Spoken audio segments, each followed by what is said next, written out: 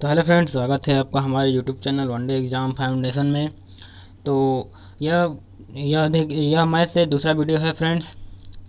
हम पढ़ रहे थे अनुपात समानुपात मैथ में, और अनुपात समानुपात चैप्टर का यह दूसरा वीडियो है, जिसमें हम पहले वीडियो में पढ़ चुके थे अनुपात जो लेसन है अनुपात समानुपात, इससे संबंधित कितने प्रकार के प्रश्न पूछे जाते हैं एग्ज़ाम में, तो वो पढ़े थे। और उसमें से कुछ हम जो टाइप है प्रकार है उसका वो पढ़े थे, यानी 5 टाइप जो पढ़ चुके थे। और उसमें जो प्रकार होता है यानी किस टाइप के आधार पर क्वेश्चन पूछा जाता है, उसके अनुसार 9 प्रकार के होते हैं। 9 प्रकार के आधार पर प्रश्न पूछे जाते हैं एग्ज़ाम में। तो देखिए 9 टाइप के क्वेश्चन में से हम लोग 5 जो है पढ़ लिए थे, 5 प्रकार के पर आधारित प्रश्न, ठीक है। और जो ये है छठवां से हम यह वीडियो स्टार्ट करेंगे। इसमें जानेंगे छठवां से कि छठवां जो है हमारा सम्मिलित अनुपात या खंडित अनुपात, ठीक है फ्रेंड। तो यहाँ से हम जानेंगे कि अनुपात जो चैप्टर है इसमें इस सम्मिलित अनुपात या खंडित अनुपात यानी ज्ञात करना, इसके आधार पर क्वेश्चन पूछे जाते हैं, जिसमें खंडित अनुपात ज्ञात करना होता है, सम्मिलित अनुपात ज्ञात करना होता है। ठीक, तो इस अध्याय पर आधारित प्रश्नों के प्रकार में यह छठवां आज हम पढ़ने वाले हैं, ठीक है। तो चलिए फ्रेंड्स, ये वीडियो शुरू करने से पहले अगर आप हमारे यूट्यूब चैनल पे नए हैं तो आप हमारे चैनल को सब्सक्राइब कर लें, और यह वीडियो दोस्तों तक शेयर कर दें ताकि वो भी अपना जो कोर्स है उसे पूरा कर सके। अनुपात समानुपात चैप्टर नहीं पढ़े हैं तो वो भी पढ़ लें, और ठीक है फ्रेंड। तो चलिए आगे बढ़ते हैं। देखिए सम्मिलित अनुपात या खंडित अनुपात ज्ञात करना, यह कैसे ज्ञात किया जाता है और इससे रिलेटेड कैसे प्रश्न पूछे जाते हैं एग्जाम में। तो पहला जो प्रश्न है पूछा गया है, जो कि यह एक एग्जाम्पल के तौर पे यह समझा रहा है इस टाइप को कि इस टाइप पर कैसे प्रश्न पूछे जाते हैं। देखिए इस टाइप पर कैसे ऐसे प्रश्न पूछे जाते हैं, यदि दिया है x संबंधी y इजकल टू 2 संबंधी 3 और y संबंधी z इजकल टू 2 संबंधी 1, तो x संबंधी y संबंधी z ज्ञात कीजिए।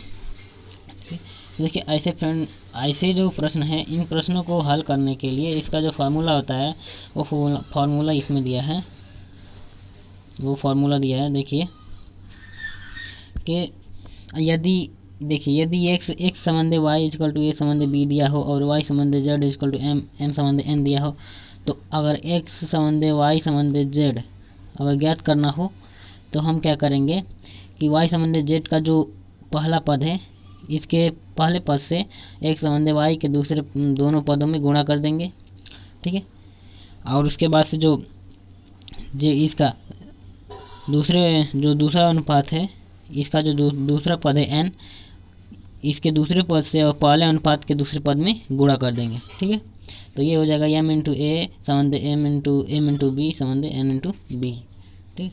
या फिर अगर ऐसे आपको नहीं समझ में आ रहा है तो हम ऐसा कर लेंगे। देखिए यदि दिया है x संबंध y, ठीक है, a संबंध b, और दिया है y संबंध z, ठीक है। तो y संबंध z दिया है m संबंध n, ठीक है ना। देखिए यदि m संबंध n दिया है तो अब क्या करेंगे कि इस b को हम b से भर देंगे, इस खाली स्थान इसके आगे, इसका जो आगे का जो खाली स्थान है और इसके जो आगे का खाली स्थान है इसको हम m से भर देंगे क्योंकि यहाँ पे m है, ठीक। और उसके बाद से हम इससे मल्टीप्लाई कर देंगे दोनों का ऊपर नीचे का, तो b है और n है, ये n है तो b इंटू n, और m है और b है तो m इंटू b संबंध, और ये है a और m है ना तो a इंटू m यानी m इंटू a, ठीक है।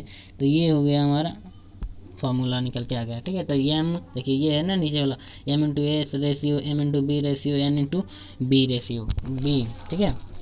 इसी फार्मूला पर हम इसी क्वेश्चन को ऐसे ही लगाएंगे, जिसे हम क्या कहते हैं खंडित अनुपात या सम्मिलित अनुपात, ठीक है। देखिए ये जो प्रश्न है पहला,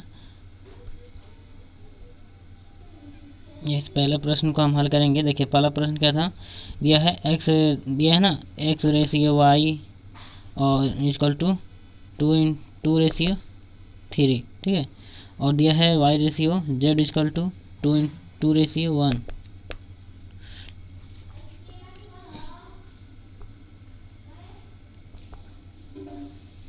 देखिए क्या दिया है, x दिया है x ratio y equal to 2:3 दिया है, और फिर ऐसे ही हम रख देंगे x ratio y ratio z, ठीक है। तो y ratio z equal to यहाँ नीचे लिख देंगे, दिया है 2:1। अब इसको देखिए, ये जो खाली स्थान है इसको हम भर देंगे 3 से, 3 हो जाएगा, ये z है भाई, ठीक है। और ये जो है इसको हम भर देंगे 2 से, इस 2 से, ठीक है, इस 2 से। उसके बाद से मल्टीप्लाई कर देंगे दोनों का ऊपर से, 3 एकम 3 रेशियो 2 दूनी 2 3 6 रेशियो 2 दूनी के 4, ठीक। तो ये जो हमारा x ratio y ratio z का जो आएगा मान निकल के, वो क्या हो जाएगा 4 = 6 = 3, ठीक है। इसे कहते हैं सम्मिलित अनुपात या खंडित अनुपात, ठीक है। अब देखिए जो दूसरा क्वेश्चन है, यह है a ratio b equal to 1:4, b = c equal to 2:1 और c = d इक्वल टू 1:2। तो a = b c d का मान ज्ञात कीजिए, ठीक। तो देखिए इसको भी हम इसी प्रकार से हल करेंगे। सीधा पहले ये जो है हम ये चारों रेशियो जो है पद जो है इनको हम लिख लेंगे, ठीक है। देखिए पहले हम लिख लें a = b c d, ठीक है। तो a = b इक्वल टू क्या दिया है, तो इसके नीचे लिखेंगे हम 1:4। अब b = c इक्वल टू क्या दिया है, तो 2:1, तो इसके नीचे लिखेंगे हम 2:1। देखिए c = d क्या दिया है, तो 1:2 दिया है, c = d इक्वल टू 1:2, ठीक। अब देखिए इस लाइन में जो लास्ट में है उसी को हम खाली जो स्थान है उसको भर देंगे उसी से। तो ये 4 है तो 4 से भर देंगे, ठीक है। देखिए 4 से भर देंगे, और इस लाइन में आगे जो है उसको आगे वाला खाली स्थान भर देंगे 2 से, और जो लास्ट में है वो लास्ट से भर देंगे। तो ये लास्ट में है तो इस 1 से भर देंगे, और ये देखिए ये आगे है, यानी 1 आगे है तो इसे 1 से भर देंगे खाली पूरा। अब पूरा गुणा कर देंगे, 4 एकम 4, 4 दूना के 8, ठीक। ये क्या हो जाए, 4 एकम 4, 4 एकम 4, और देखिए 4 दूना के 8, 8 एकम 8, ये 1 है, ठीक है ना। 8 एकम 8, और फिर 2 एकम 2 और 2 एकम 2, ठीक है। तो ये भी क्या हो जाएगा 2। देखिए पूरा रेशियो जो निकल के आएगा क्या हो जाएगा, 2:8 4 8। अब इसको अगर हम कॉमन संख्या से कटा दें तो ये देखिए क्या हो जाएगा, 2 से कटा दें तो 2 एकम 2 रेशियो 2 चौके 8 रेशियो 2 दूनी के 4 रेशियो 2 चौके 8, ठीक है। तो इसका जो अनुपात आ जाएगा निकल के क्या आ जाएगा, 1:4 2:4 आ जाएगा, ठीक है। तो देखिए फ्रेंड 4 क्वेश्चन है और इसमें से 2 क्वेश्चन हम बता दिए और 2 क्वेश्चन आपको लगाना है।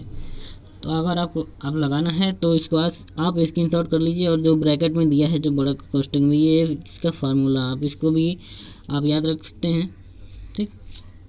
चलते हैं हम अगला जो टाइप है हमारा 6वां से 7वां जो टाइप है, ठीक है।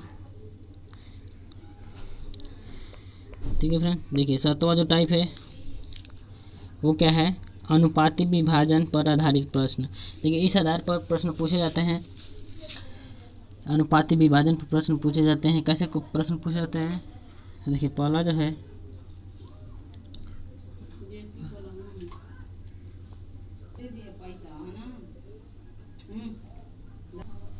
देखिए फ्रेंड जो अनुपातिक विभाजन पर आधारित प्रश्न पूछे जाते हैं उसमें पहला प्रश्न पूछ रहा है कि सोनी, मोनी और टोनी को 24,000 रुपये, ठीक है ना, 24,000 रुपये जो है 2 संबंधी 3 संबंधी 5 के अनुपात में बांटे गए हैं। सबसे अधिक धन किसको और कितना मिलेगा, ठीक। ये तो देखिए इनको तीन तीन लोग हैं और तीन हिस्सों में इनको अनुपात के रूप में विभाजन कर दिया है, लेकिन यह अनुपात के रूप में है और इनको मतलब कितना कितना इसमें से रुपया मिलेगा और किसको सबसे अधिक धन मिलेगा वो इसमें से ज्ञात करना है आपको, ठीक। और कितना मिलेगा ये भी ज्ञात करना है, यानी एक निश्चित वैल्यू में याद इसको ज्ञात करना है। देखिए ऐसे प्रश्न पूछे जाते हैं क्वेश्चन में, जिसे हम कहते हैं अनुपाती विभाजन पर आधारित प्रश्न। इस टाइप के जो क्वेश्चन है होते हैं अनुपाती विभाजन पर आधारित प्रश्न होते हैं, ठीक है। यानी अनुपात का विभाजन होता है इसमें। देखिए 2 समन्वय 3 समन्वय 5। तो देखिए इस प्रश्न को लगाने के लिए हम क्या करेंगे जो 2 समन्वय 3 समन्वय 5 दिया है इसको हम जोड़ देंगे, अनुपातिक योग कर देंगे, जिसको हम कहते हैं अनुपातिक योग। देखिए इसको हम क्या कर देंगे, अनुपातिक योग, ठीक है। तो अनुपातिक योग कितना हो जाएगा, 2 धन 3 धन 5 बराबर 8। और इस 8 को जो इन तीनों में बांटे गए जो रुपए हैं टोटल रुपए उसके बराबर कर देंगे। 8 बराबर 24,000, ठीक है। तो 24,000 यानी 8 तिरके 24, 300 हो जाएगा। तो एक बराबर एक का मान आ गया ना 300। तो अब क्या करेंगे, इनका जो अनुपात था उसी में हम इसमें गुणा कर देंगे। देखिए जिसका अनुपात सबसे ज़्यादा है 2 3 5, 2 3 5 में किसका अनुपात ज़्यादा है, तो 5 का है ना, यानी टोनी का आ जाता है। तो अब 5 में हम 1 से गुणा कर देंगे, ठीक है। तो 5 में 1 से गुणा करेंगे। देखिए 5 में जब 1 से गुणा करेंगे तो 5 गुणे 1 बराबर कितना हो जाएगा, 5 3 15, ठीक, 1500। यानी किसका था, टोनी का था, ठीक है ना, किसका था, टोनी का था। यानी टोनी को सबसे ज़्यादा रुपए मिलेगा और कितना मिलेगा, 1500 रुपये मिलेगा, ठीक। और ऐसे ही हम सोनी मोनी का भी निकालेंगे, लेकिन हमको सबसे ज़्यादा निकालना है और उसका निश्चित वैल्यू मान निकालना है, तो हम डायरेक्टली जिसका अनुपात सबसे ज़्यादा है उसी को हम निकालेंगे। देखिए सबसे ज़्यादा जो अनुपात जिसका होगा निश्चित वैल्यू जो उसका जो वो क्या कहते हैं, जो सांख्यिक मान होगा वो ज़्यादा होगा, ठीक है। अनुपात ज़्यादा है तो सांख्यिक मान भी ज़्यादा ही होगा। तो इसीलिए हम जो अगर अधिक निकालना है तो जिसका अनुपात ज़्यादा है उसी को डायरेक्टली उसी में हम 1 से इससे गुणा कर दें, 1 के मान से। तो हमारा आंसर निकल कर आ जाएगा। टोनी का कितना होगा, तो 1500 धन, यानी 1500 रुपया। अब देखिए जो बी क्वेश्चन दूसरा जो क्वेश्चन पूछ रहा है अनुपातिक विभाजन पे, कह रहा है कि A-B-C यानी ABC में 3500 रुपये इस प्रकार यानी 3500 रुपये इस प्रकार वितरित किए गए हैं कि A संबंधी B बराबर 5 संबंधी 4 तथा B संबंधी C इक्वल टू 3 संबंधी 2, तो B को कितने रुपए प्राप्त हुए हैं, ठीक है ना। देखिए ऐसे प्रश्न को कैसे हल किया जाएगा, ये भी उसी टाइप का है अनुपातिक विभाजन।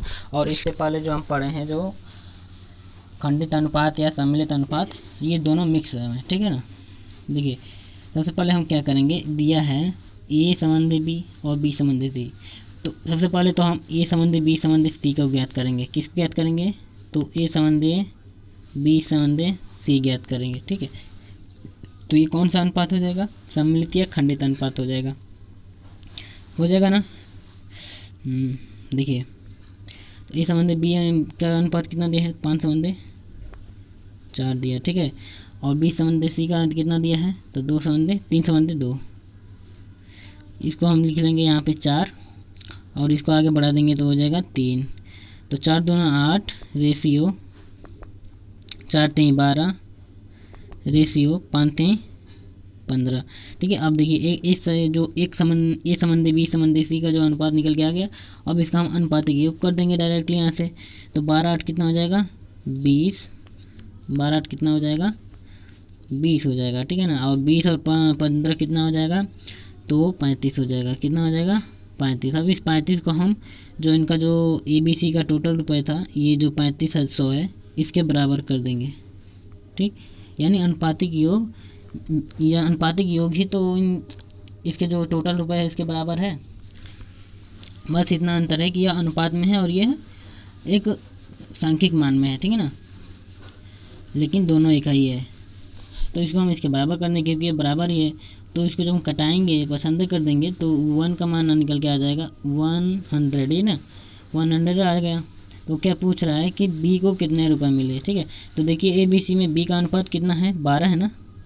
तो अब क्या करेंगे हम 12 इन दोनों में पक्षों में 12 से गुणा कर देंगे। क्या करेंगे कि दोनों पक्षों में 12 से गुणा कर देंगे, ठीक है।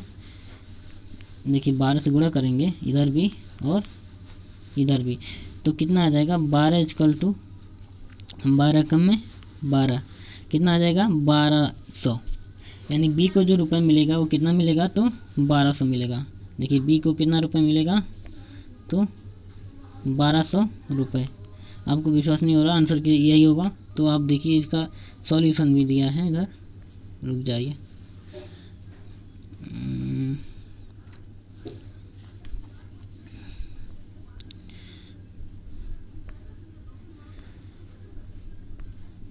सो फ्रेंड देखिए इसका सॉल्यूशन हम इसमें नहीं ऐड कर पाए हैं। चलिए आगे आगे बढ़ते हैं। इसमें भी देखिए 4 क्वेश्चन है और 2 क्वेश्चन हम लगा दिए और 2 क्वेश्चन आपके लिए। अगर आपको कुछ समझ में आएगा तो आप 2 क्वेश्चन सॉल्व कीजिए और उसका आंसर कमेंट में सेंड कीजिए, ठीक है। तो चलते हैं अपने अगले टाइप पर। 8वें नंबर पे देखिए 8वां नंबर जो है सिक्कों पर आधारित प्रश्न पूछे जाते हैं अनुपात से। इसमें जो किस टाइप के क्वेश्चन पूछे जाते हैं सिक्कों पर आधारित, देखते हैं।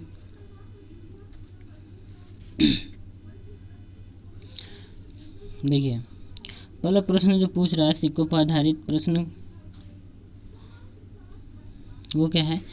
एक थैली में देखिए, एक थैली में 1 रुपये 50 पैसे 25 पैसे के सिक्कों की संख्या कितनी है, 1:4 के अनुपात में है। यदि उनका कुल मूल्य 200 रुपये है तो 25 पैसे के सिक्कों की संख्या ज्ञात कीजिए। ये भी देखिए खंडित अनुपात और जो क्या था अनुपात विभाजन पर जो प्रश्न था वो दोनों इसमें मिक्स है दोनों प्रकार। सबसे पहले हम खंडित अनुपात ज्ञात करेंगे। नहीं खंडित अनुपात नहीं, हाँ ठीक है। देखिए तो इसका जो सॉल्यूशन है देखिए आगे ऐड है, देखिए ये रहा। इसका जो सॉल्यूशन होगा देखिए, मान लेते हैं कि देखिए जो 1 रुपये है 50 पैसे है और 25 पैसे, इनके सिक्कों की संख्या कितनी है, अनुपात में दिया था ना 1:4 तो इनको हम इनकी जो संख्या है उसको हम एक सांख्यिक मान में यानी उसका जो वैल्यू है मान लेंगे कि x है। 1 रुपये की संख्या x है संख्या है, और 50 पैसे की संख्या जो है 4x है, और 25 पैसे की संख्या 4x है, ठीक। तो थैले की कुल कीमत कितनी होगी, तो थैले की कुल कीमत ज्ञात कर लेंगे। यानी उसमें जो पैसा रखा गया है उसमें कितना पैसा रखा गया है, ठीक है। तो देखिए 1 रुपये की संख्या ये है और ये है 50 पैसे। तो इस 50 पैसे को जो हम रुपए में बदलेंगे तो 1 रुपये में कितना पैसा होता है, 1 रुपये में कितना पैसा होता है, 1 रुपये में देखिए 1 रुपये में कितना पैसा होता है, ये होता है 1 रुपये में 1/2, ठीक है ना। 1/2 100,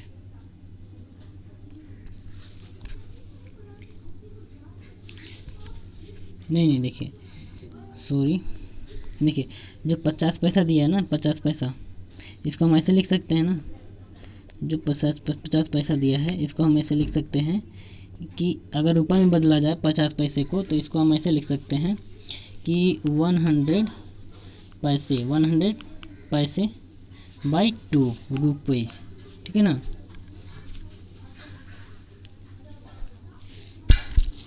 ठीक है, या फिर ऐसे लिख सकते हैं कि अगर यहाँ पैसा लिख दिए तो ये गलत हो जाएगा, ठीक।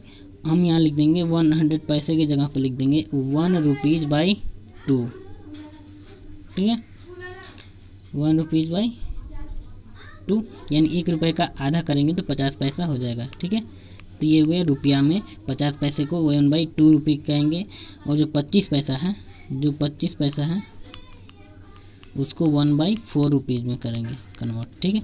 यानी तीनों को रुपए में कन्वर्ट कर लेंगे, उसके बाद से हम इसको जोड़ेंगे, ये है 1 रुपये। ठीक है फ्रेंड, तो देखिए इसको हम क्या करेंगे, रुपये में चेंज करके और इसको हम काउंट कर लेंगे, ठीक है, जोड़ लेंगे। ठीक है, तो ये हो जाएगा कट पिट करके x + 2x + x = 4x। ठीक है, ये हो जाएगा हमारा कुल कीमत हो जाएगा रुपया में। ठीक है ना, रुपये में कुल कीमत हो गया। तो क्या दिया था कि टोटल रुपये दिया था 200 रुपये। ठीक है, तो इससे हम x का मान निकालेंगे। ये अनुपातिक हो गया था ना, ये कुल रुपये था और ये x के मतलब चर पद के रूप में दिया है, तो इसको हम 200 के बराबर कर लेंगे। 4x = 200, तो इससे हम x का मान ज्ञात कर लेंगे और x का मान ज्ञात हो जाएगा। तो इससे हम क्या करेंगे कि रुपये है 50 पैसे और जो 25 पैसे की संख्या है उसको हम ज्ञात कर लेंगे। ठीक है, जो माने थे, तो 25 पैसे की सिक्कों की संख्या कितनी हो जाएगी। देखिए इसमें जो इसका अनुपात था, इसको माने थे 4x। ठीक है, 4x माने थे ना, तो 4x में हम x का मान जब रखेंगे तो 4 × 50 यानी 200। ठीक है, यानी जो 25 पैसे के सिक्कों की जो संख्या होगी वो कितनी हो जाएगी, तो 200 हो जाएगी।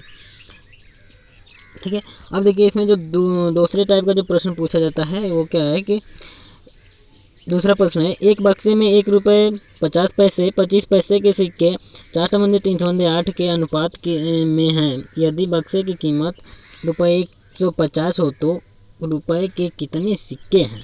ठीक, उसने देखिए रुपए के सिक्के पूछ रहा है ना, पैसे के नहीं पूछ रहा है, सिक्के रुपए के सिक्के पूछ रहा है, रुपए के।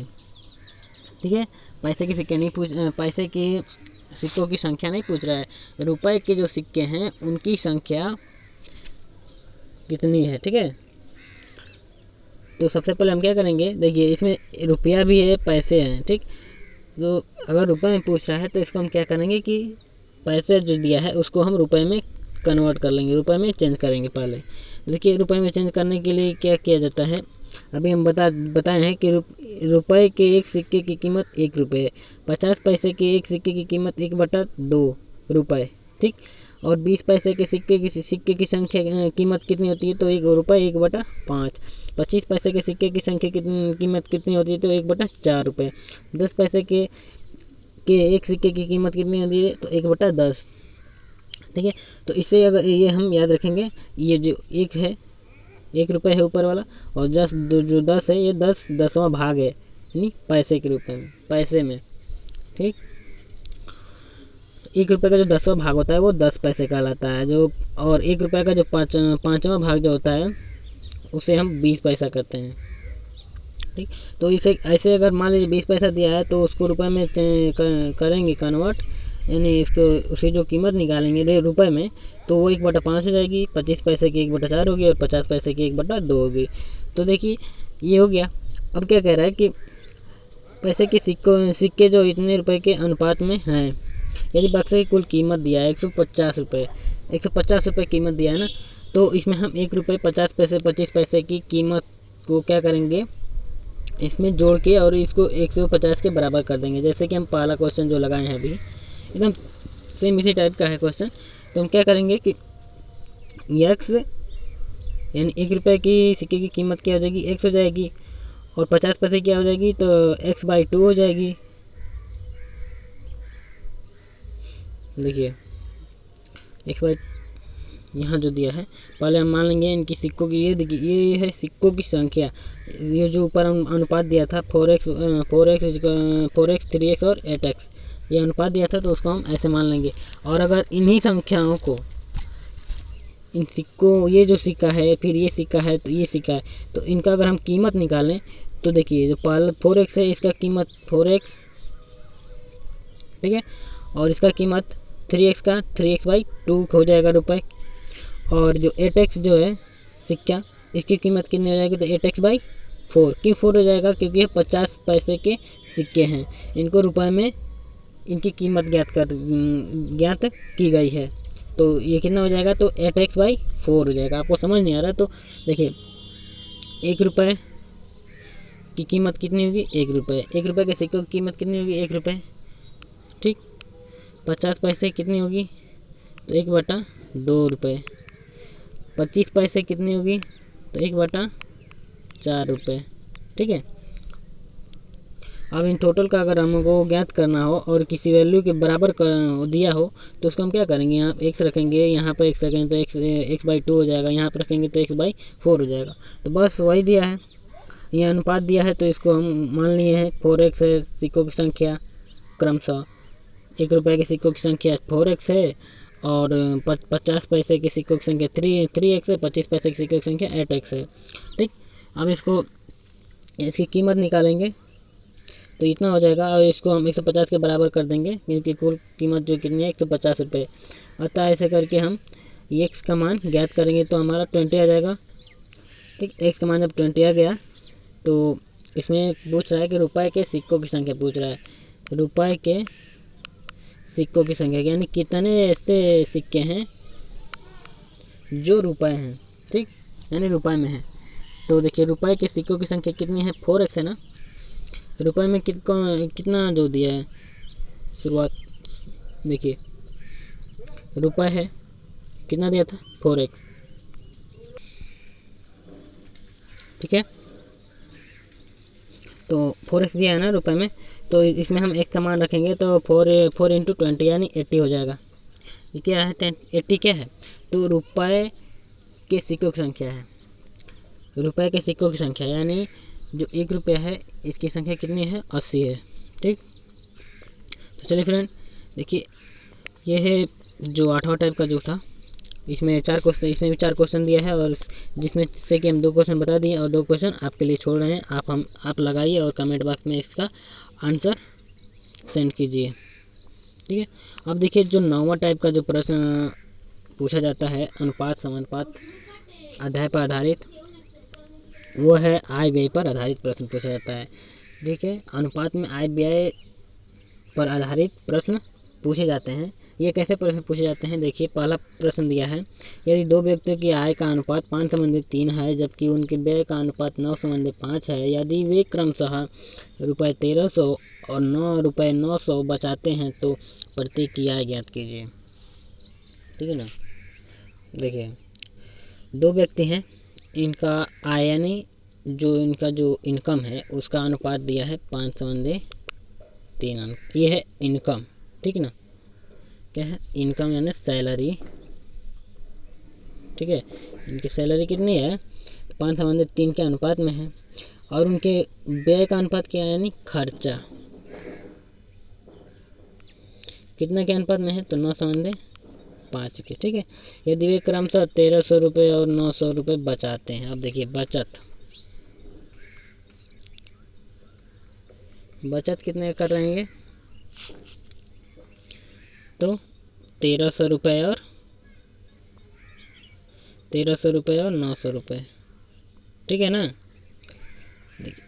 देखिए सैलरी दिया है, खर्चा दिया है और बचत, तो सैलरी है और खर्चा है, बचत है।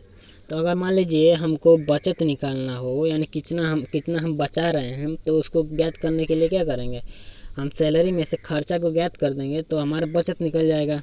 ठीक है ना, सैलरी में से अगर खर्चा को घटा दें माइनस कर दें तो बचत आ जाएगा ना।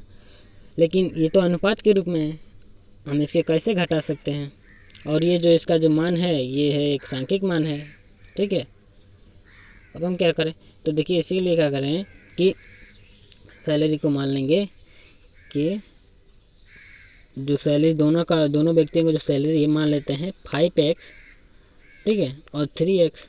ठीक, और इसका जो खर्चा है इसको मान लेते हैं 9y और 5y मान लेंगे। ठीक है, अब देखिए ये मान लिए हम ना, अब हमको क्या करना है, बचत दिया है ना, अब बस इसी तरह से रखना है, सैलरी में से हमको खर्चा हटा देना है, मतलब घटा देना है तो हमको बचत ज्ञात हो जाएगा। तो इसके लिए क्या करेंगे, अब वही करेंगे, समीकरण बनाएंगे। पहले व्यक्ति का मान लीजिए पहला व्यक्ति है, तो पहला व्यक्ति कौन है, पहला व्यक्ति का अनुपात 5 था ना, तो 5x है। ठीक, और इसका खर्चा कितना था, पहले से पहले को घटाएंगे 9x तो -9y अब बराबर पहले 13 था ना, तो 13 कर देते भैया, 13 बचत। यानी पहले व्यक्ति का देखिए, पहले व्यक्ति का आय जो है 5x है और खर्चा 9y है और इसका जो बचत है 1300 है। ठीक है, और ऐसे ही ऐसे ही देखिए दूसरे व्यक्ति का 3x क्या है, इसका सैलरी है, खर्चा कितना है तो 5y है, और इसका बचत कितना हो रहा है तो 900 का बचत हो रहा है। भैया बहुत कम बचत कर रहा है। अब देखिए अब क्या करेंगे, ये तो एक समीकरण बन गया ना, रैखिक समीकरण। तो अब रैखिक समीकरण बन गया तो बस उसी के रूल पे हमको ये क्या करना है, इसको हल कर देना है। देखिए इसको कैसे हल करेंगे, समीकरण का कोई एक पद जो है बराबर करेंगे और जैसे कट पिट करके हमको किसी तरह से x और y का मान ज्ञात करना है। तो हम क्या करेंगे, देखिए समीकरण 1 में 3 से गुणा कर देंगे, समीकरण 1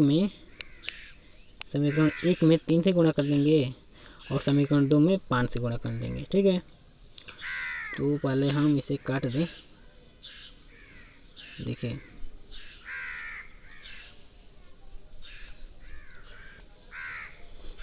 अब देखिए क्या था, 5x था ना माइनस 9y, ठीक है, इक्वल टू 1300, और क्या था 3x माइनस 4 था ना,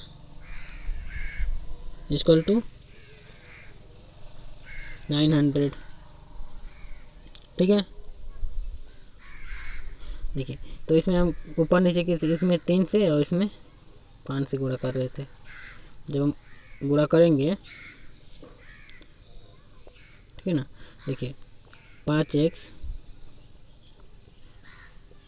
5x minus 9y, 3x minus 4y, ये हो जाएगा 1300 और ये हो जाएगा 900 माइनस गुणे 3 और ये हो जाएगा 5। तो देखिए 3 ना, 3 5 15 हो जाएगा, यानी ये तो 15 हो जाएगा और ये हो जाएगा 29 27। इसका एक और समीकरण बन जाएगा इससे। देखिए 15x minus 29 27 y is equal to 33 3900, और ये हो जाएगा 3 5 15 x माइनस 3 चौके 5 चौके 20 y इजकल टू 5 9 45। अब ये क्या करेंगे, हम इसको घटा देंगे। तो घटा देंगे तो ये प्लस हो जाएगा और ये माइनस हो जाएगा, तो प्लस माइनस कैंसिल हो जाएगा, ये हो जाएगा प्लस, ये हो जाएगा माइनस। ठीक, तो प्लस हो गया, तो देखिए माइनस वाला ज़्यादा है ना, 27 ज़्यादा है तो 27 से 20 जाएगा तो माइनस 7y हो जाएगा, और ये माइनस वाला ज़्यादा है 45, तो 45 में से अगर हम इसको घटा देंगे 3900 को, तो हमारा क्या बच जाएगा 600 बच जाएगा। ठीक है ना, 9 6 15, 15 में से 9 जाएगा, देख 15 में से 9 जाएगा तो हो जाएगा 6, 4 में से 3, 3 में से 3 0। ठीक है, 600। अब क्या करेंगे, इधर भी माइनस होगा ना तो माइनस कैंसिल हो जाएगा, और y का मान कितना आ जाएगा, y का मान 600/7। ठीक है, तो फ्रेंड देखिए यहाँ पे जो 4 हम लिखे थे वहाँ 5 है, तो इसीलिए मिस्टेक हो रहा था। ठीक है, देखिए यहाँ 5y है, तो बस उसी तरह से आपको रख देना है और शॉर्टकट में आपको हल कर देना है। x का मान 800 आ जाएगा, y का मान 300 आ जाएगा। तो इस तरह से पहला जो व्यक्ति है उसका आय और दूसरे व्यक्ति का आय आ जाएगा। ठीक है, पहले व्यक्ति का आय 4000 और दूसरे व्यक्ति का आय 24000। ठीक है, अब देखिए जो दूसरा क्वेश्चन है, देखिए दूसरा क्वेश्चन क्या है कि पूछ रहा है दूसरा क्वेश्चन, राम और श्याम की आय में 3:2 का अनुपात है तथा उनके व्यय में 2:1 का अनुपात है। यदि प्रत्येक जो है रुपये 4000 की बचत करते हैं तो राम की आय कितनी है। प्रत्येक यानी दोनों 4-4 हज़ार की बचत कर रहे हैं। ठीक, और आय 3:2 है और व्यय 2:1 है। बस उसी तरह से लग जाएगा पहले क्वेश्चन के अनुसार ही। ठीक है ना, देखिए इसका सॉल्यूशन जो है ये रहा। मान लेते हैं कि राम की आय 3x है, यानी वो अनुपात में दिया था ना, तो अनुपात में दिया था तो उसको हम एक वैल्यू में मान लेंगे तो 3x हो जाएगा, और श्याम की आय 2x हो जाएगा। और वैसे ही पुनः राम का व्यय जो यानी राम का खर्च मान लेंगे और श्याम का खर्च मान लेंगे।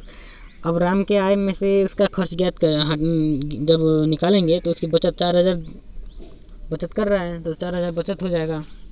फिर ऐसे श्याम की आय में से उसका जो खर्च निकालेंगे तो उसका जो बचत होगा वो आ जाएगा, उसके बराबर कर देंगे। 2 समीकरण हमें प्राप्त होगा और दोनों ही समीकरणों को जब हम हल करेंगे तो x का मान 400 और y का मान कितना आ जाएगा 400, यानी दोनों का मान 400 आ जाएगा। यानी जो अब राम की जो देखिए आय जो है इसमें क्या था 3x था ना, राम का 3x था तो अब 3x में हम रख देंगे x का मान, तो 4×3=12 यानी रुपये 12,000। तो जी राम की सैलरी कितनी है 12,000, ठीक है। तो देखिए फ्रेंड ऐसे ही देखिए इसमें भी 4 क्वेश्चन है और 2 क्वेश्चन हम लगा दिए और 2 क्वेश्चन आपके लिए छोड़े हैं। ये 2 क्वेश्चन, ओह सॉरी ये 2 क्वेश्चन नहीं है, ये रहा 2 क्वेश्चन, ये तीसरे नंबर का है और अगला एक है अगले पेज पे। देखिए ये रहा एक ये रहा चौथे नंबर का। तो ऐसे प्रश्नों को आप लगाइए, ये क्वेश्चन है आपके लिए, ठीक। तो देखिए फ्रेंड आज का जो टॉपिक था वो पूरा समाप्त हो गया। 9 टाइप का था, 9 टाइप का हमने पढ़ लिया, ठीक है। अब आगे से पढ़ेंगे हम इसका एक्सरसाइज, ठीक है। आगे से पढ़ेंगे हम इसका एक्सरसाइज। 9 तक पढ़ लिए, 9 टाइप। देखिए अनुपात और समानुपात जो चैप्टर है इससे आधारित 9 टाइप के प्रश्न पूछे जाते हैं किसी भी वनडे एग्जाम में, और वो हम पढ़ लिए हैं। अब आगे पढ़ेंगे प्रश्नावली, यानी इससे लगभग 200-250 क्वेश्चन ऐसे हैं जो प्रत्येक वनडे एग्ज़ाम में पूछे जा चुके हैं, ठीक है। या आरआरबी रेलवे हो, एनटीपीसी हो, ग्रुप डी हो, एसएससी हो या कोई भी किसी भी वनडे एग्ज़ाम में इससे प्रश्न पूछे हैं और लगभग 200-250 क्वेश्चन हैं।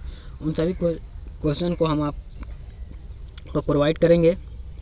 तो अगर आपको यह वीडियो अच्छा लगा है तो आप पहले इस वीडियो को लाइक करें, शेयर करें, चैनल को सब्सक्राइब कर लें और इससे संबंधित 250 क्वेश्चन के वीडियो को सबसे पहले पाने के लिए या 250 क्वेश्चन जो कि वनडे एग्ज़ाम में आ चुके हैं उनको आप प्राप्त करने के लिए आप हमारे चैनल को सब्सक्राइब कर लें। दोस्तों को हमारा चैनल शेयर कर दें अपने दोस्तों को, ताकि आपके दोस्त भी इन जो 200-250 क्वेश्चन हम बताएंगे इस वीडियो में, इससे अपना तैयारी कर सके अच्छे से। तो चलिए फ्रेंड आज के लिए बस इतना ही, फिर मिलते हैं अपने अगले वीडियो में 250 क्वेश्चन में से कुछ 10-15 क्वेश्चन के साथ जो कि वनडे एग्ज़ाम में आ चुके हैं, पूछे जा चुके हैं, ठीक है फ्रेंड। थैंक्स वीडियो देखने के लिए।